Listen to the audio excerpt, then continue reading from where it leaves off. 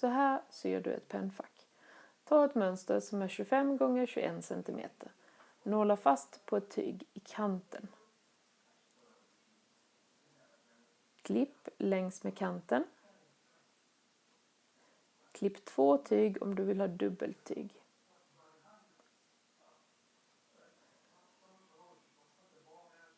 Klipp en dragkedja som är 22 cm lång.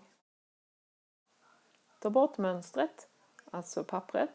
Nåla ihop dina 2 tygstycken igen och zigzacka runt. Ta 3 steg zigzag, den röda zigzaggen. Nu ska du förbereda för att kunna sy en zigzag. Du måste byta pressarfot till en blixtlås pressarfot. Bak på maskinen finns en röd knapp. Trycker du på den så lossar man pressarfoten. Plocka fram en E-pressarfot. Och placera i maskinen i vänstra spåret precis ovanför det lilla hacket. Fäll ner och maskinen tar med sig pressarfoten upp och klickar fast. Så ska det se ut när du är färdig. Nu ska du nåla fast dragkedjan kant i kant med tyget. Se till så att huvudena på knappnålarna är mot dig när du ska sy.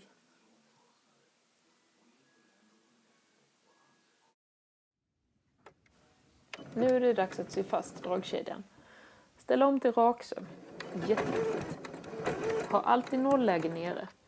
Och sy i den takt så att du känner att det får kontrollerad sömnad.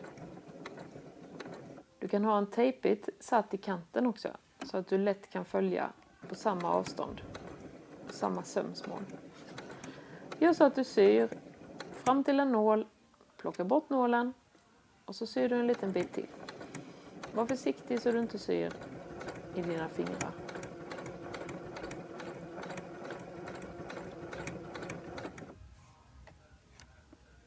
Stanna när du tar bort en nål. När du kommer fram till kläppen, den här som man drar dragkedjan med, så stannar du. Se till så att nålläget är ner. Lyft på pressarfoten. Och dra dragkedjan förbi själva pressarfoten och nål och allting. Se till bara så att du inte drar igenom den helt och hållet. Kläppen så den försvinner på andra sidan. Sänk ner pressarfoten och så fortsätter du sy hela vägen fram.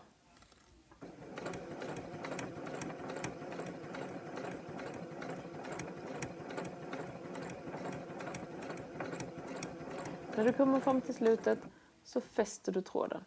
Backa 3 steg.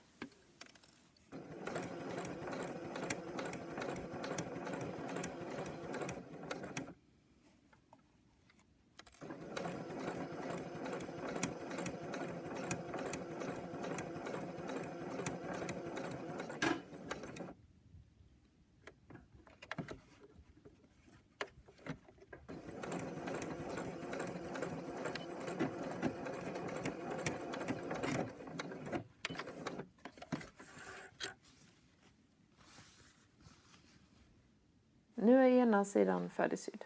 Så här ser det ut från avigsidan. Och så här ser det ut från rätsidan. Nu är det dags att nåla fast andra sidan på blixtlåset. Se till så du inte nålar i dubbeltyg. Kant i kant ska det vara och sy färdigt på den också. Nu ska du nåla ihop ändarna på ditt pennfack. Se till så du har blixtlåset i mitten. Och lika mycket tyg på varje sida om. På detta sättet. Nåla ena sidan och andra sidan. Fäst gärna ihop blixtlåset så att det inte glipar för mycket. Om du vill ha öglopp på ditt pennfack som gör att det är lättare att öppna och stänga så är det i detta läget du nålar fast dem nu. 2 stycken 7 cm band nålas fast precis vid blixtlåsen.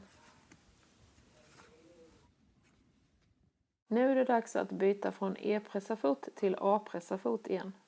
Och du ska sy raksöm över båda ändarna. 1 cm sömsmån nålläge ner. Och glöm faktiskt inte att sy över själva blixtlåset några gånger för att göra det extra starkt. Nu är pennfacket färdigt och det är klart att börja användas.